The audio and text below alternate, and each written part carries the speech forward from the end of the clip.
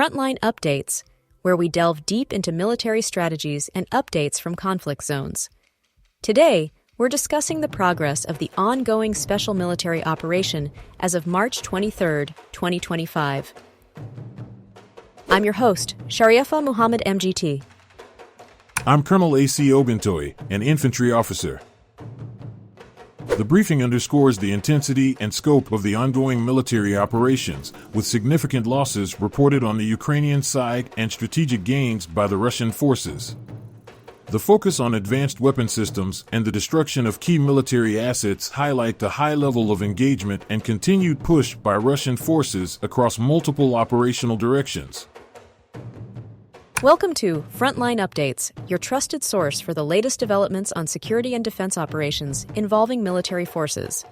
I'm your host, and today we have an exclusive interview with Colonel A.C. Oguntoye, who will provide insights into the progress of the special military operation as of March 23, 2025. Colonel Oguntoye, thank you for joining us. Thank you for having me. Colonel, let's start with an overview. What can you tell us about the state of the special military operation as of March 23rd? The operation remains active across all major fronts. Russian armed forces continue to execute planned strikes, improve tactical positions, and degrade Ukrainian military capabilities. Over the last 24 hours, our units have engaged enemy forces across multiple regions, with concentrated actions in the Belgorod, Kharkov, Donetsk, Zaporizhia, and Kursk sectors. The results have been significant both in terms of territorial gains and enemy losses. Let's begin with the Belgorod direction. What developments have occurred there? In that area, our North Group engaged Ukrainian formations, specifically targeting their unmanned systems brigade and territorial defense units in locations such as Marino, Novodmitrovka, and Ugrody, all in the Sumy region.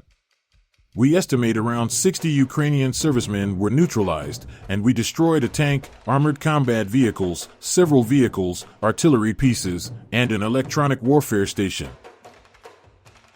The West Group seems to be active as well. What were their key gains? Indeed. The West Group improved its tactical positioning while engaging multiple Ukrainian brigades, mechanized, assault, tank, and mountain assault units.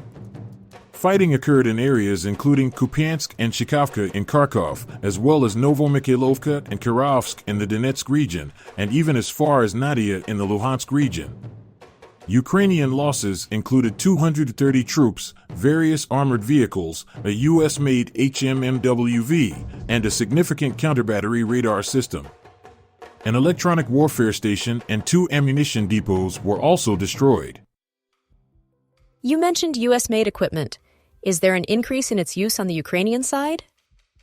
Yes, we continue to encounter NATO-supplied hardware, armored vehicles, counter-battery radars, and artillery systems. However, we have developed efficient ways to detect and neutralize these assets quickly before they can shift the tactical balance. And how are operations progressing in the southern region? The southern group of troops achieved more favorable tactical positions by engaging and defeating several Ukrainian brigades, including 6 mechanized, motorized, airmobile, and even special forces units. Fighting was concentrated around settlements like Tarasovka, Markovo, and Chasov Yar. Over 360 Ukrainian personnel were eliminated, and we destroyed multiple vehicles, a British-made FH-70 howitzer, and critical electronic intelligence infrastructure. Let's move to the center group. I understand they made a significant breakthrough? That's correct.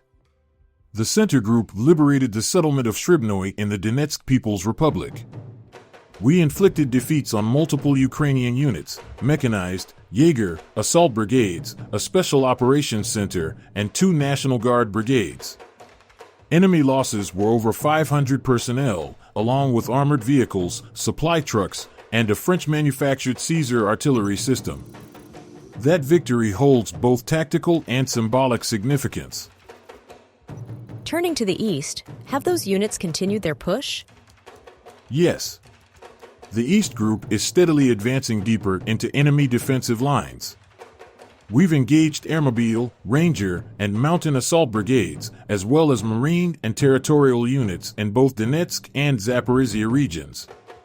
Locations like Komar, Guliapol, and Chervon were key points of contact.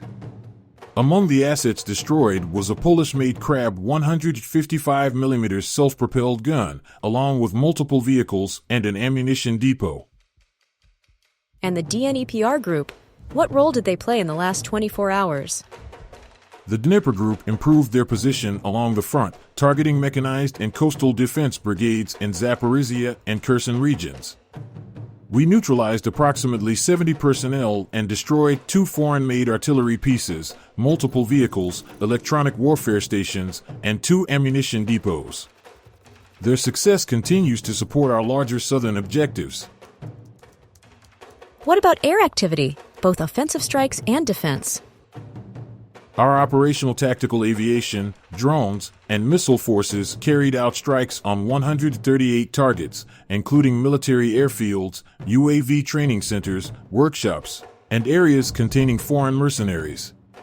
On the defense side, our systems intercepted 10 JDAM guided bombs, 3 HIMARS rockets, and 224 enemy drones. Our air and electronic warfare teams remain vigilant and highly effective. Do we have updated cumulative figures since the beginning of the special military operation? Yes.